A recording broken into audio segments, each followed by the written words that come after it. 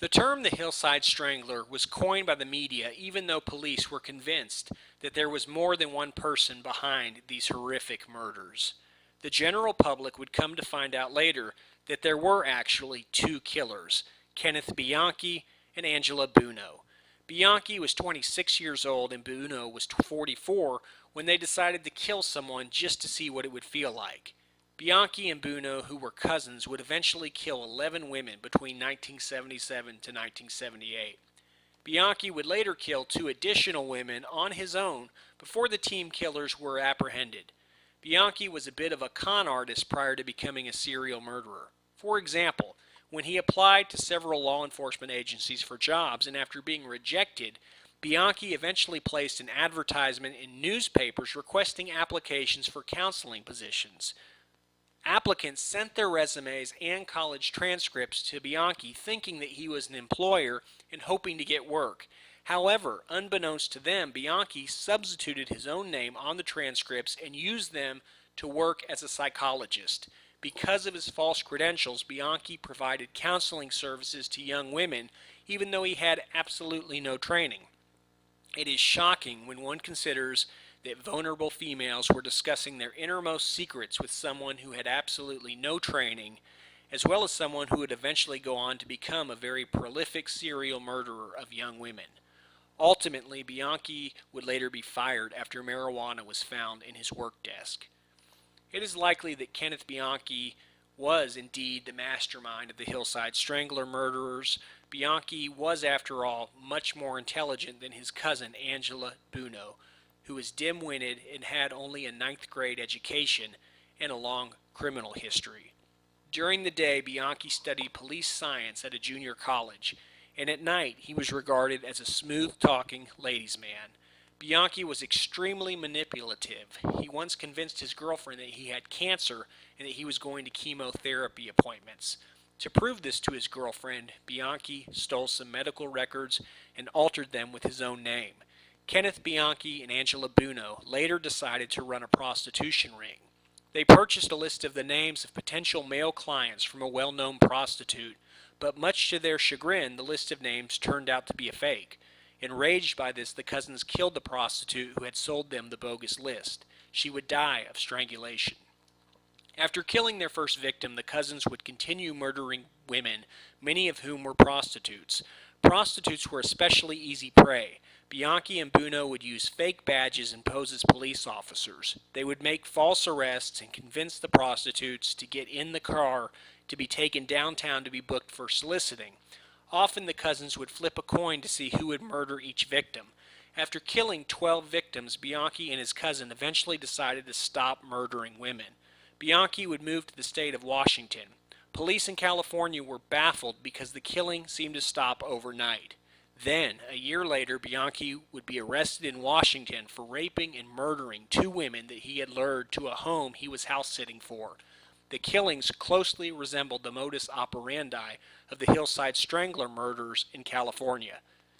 Kenneth Bianchi would soon be apprehended by police officers, and he attempted to set up an insanity of defense, claiming that one of his multiple personalities committed the murders while he was in an altered unconscious state. Eventually, it would be proven that Bianchi was being deceitful. In exchange for life in prison rather than the death penalty, Bianchi agreed to testify against his cousin, Angela Buono. But in the meantime, Bianchi looked for a new way to escape prison. From behind the walls of the county jail, Bianchi sought out a female friend to help pin the murders on someone else in addition to Buono. In 1980, Bianchi would receive a letter from a young woman named Veronica Compton. Compton was a 23-year-old poet, playwright, and aspiring actress. She was also a hybristophile because she had a strong sexual attraction to Bianchi, who was at the time an alleged serial murderer. Someone who has a sexual paraphilia known as hybristophilia has an affinity for violent criminals. Kenneth Bianchi and Veronica Compton began corresponding, and it soon became apparent to Bianchi that this young woman had a bizarre obsession with murder and necrophilia. As part of an elaborate defense strategy, Bianchi asked Compton to kill a woman using his modus operandi. From his small cell, Bianchi put his bodily fluid in a rubber glove and handed it to Compton. The plan was for Compton to strangle a woman to death and then sprinkle the fluid on the body of the deceased victim. Keep in mind that this was during the early 1980s. DNA evidence was not then available. Only the blood type could be determined from a fluid sample. If police found this sample, Bianchi believed that this would lead police to believe that the real killer was still at large. Veronica Compton agreed to this plan, and she then lured the woman to a hotel room under the pretext of having a drink. Because she was nervous, Compton had taken large amounts of alcohol and cocaine. She lunged at the woman, but fortunately the potential victim managed to escape. This alone illustrates that not all hybristophiles are passive admirers. Some hybristophiles will indeed become violent. After attempting to murder an innocent woman, Veronica Compton would eventually send a letter to the police telling them that Kenneth Bianchi was an innocent man. In her letter, she pointed to the recent strangling attempt to prove that the real Hillside Strangler was still at large.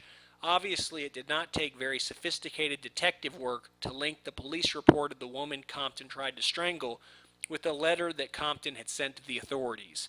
Compton would quickly be apprehended and was imprisoned for attempted murder. Kenneth Bianchi quickly forgot about Veronica Compton. She could no longer help him now that she was an inmate herself. He would later marry another woman, and his cousin Angelo would also marry a woman while serving prison time for the multiple murders he committed in California. Oddly enough, serial killers rarely have problems getting married once they have been caught and imprisoned. In fact, they often have an abundance of female attention.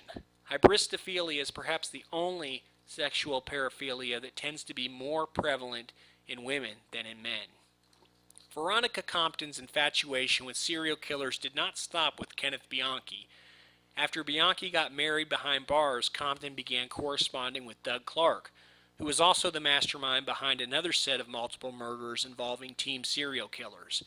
Doug Clark, along with his common-law wife, Carol Bundy, was responsible for the Sunset Strip slangs in Hollywood during the early 1980s. Clark and Bundy were arrested and charged with 6 counts of murder. Together they killed a total of 5 females and 1 male. Carol Bundy would eventually become the star witness for the prosecution and planned on testifying against Doug Clark, though she claimed to still be in love with him. But unbeknownst to Carol Bundy, her husband Doug Clark was exchanging letters with Veronica Compton. Both Clark and Compton were inmates, and they were corresponding through the prison mail system. Apparently, they both derived great pleasure from conversing about sinister topics such as necrophilia, murder, and torture. For Valentine's Day, Clark sent Compton a homemade card decorated with the female headless corpse. He also sent her a rose after a Washington jury convicted her of her attempted murder. Interestingly, Doug Clark had selfish reasons for contacting Veronica Compton. Clark contacted her because he wanted to use her in order to frame his common-law wife, Carol Bundy, who was to testify against him at his upcoming trial. Both Veronica Compton and Carol Bundy were incarcerated at the same women's prison facility. Compton was, of course, serving time for the attempted murder that she had tried in an effort to exonerate Kenneth Bianchi. Doug Clark had a plan of his own. The plan was for Compton to talk with Carol Bundy and to get to know her. She would find out personal details about Miss Bundy and then later testify during Clark's trial that Bundy admitted to orchestrating all of the murders. Doug Clark's trial began in October of 1982, and Compton was brought in as a witness. She was supposed to testify during the trial, and it was believed that her testimony would be favorable to Doug Clark, who was, of course, the defendant. Ironically, as fate would have it, the Hillside Strangler trial was happening literally across the hall in the very same courthouse.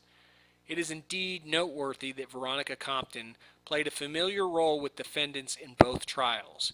She had agreed to make efforts to exonerate both Bianchi and Clark by trying to frame others. Though Veronica Compton was supposed to testify that Carol Bundy had told her that Doug Clark had never had any role in the murders, She would ultimately surprise Clark by pleading the Fifth Amendment once she took the stand. Doug Clark was incensed by this. He felt betrayed and did not correspond with Compton anymore.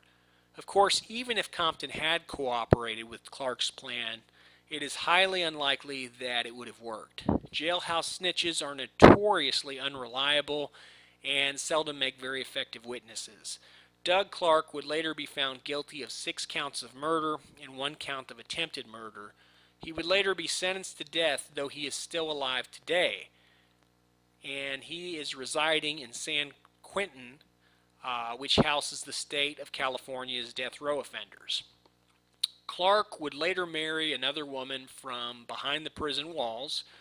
This woman was a free woman outside of the prison, and she lobbied unsuccessfully through legal means to prove his innocence.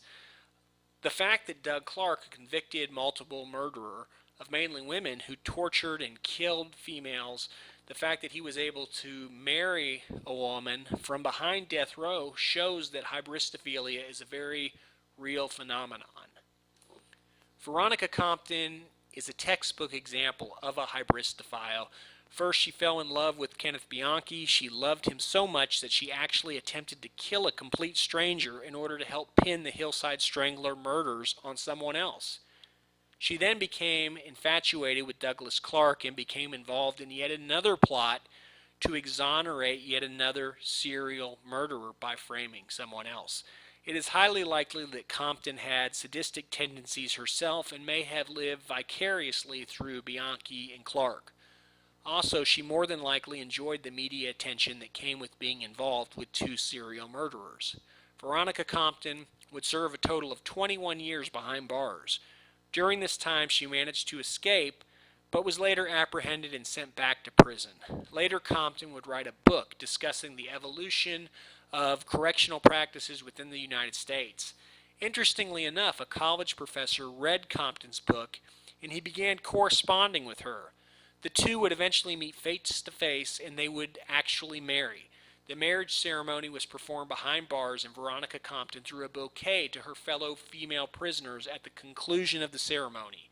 Once Veronica and the college professor married, they had conjugal visits. Compton would later become pregnant and have a daughter. Eventually, Compton would be released, and today she resides with her husband and has managed to stay out of trouble. Kenneth Bianchi is, of course, still residing at a correctional facility in Washington State. He was denied parole in 2010 and is eligible for parole in 2015. However, it is fair to say that Bianchi will never be released from prison. His cousin, Angela Buono, died of a heart attack in prison several years ago. As for Doug Clark, the mastermind behind the Sunset Strip slayings, he is still on death row where he maintains his innocence to this day. Carol Bundy died in prison from complications related to diabetes.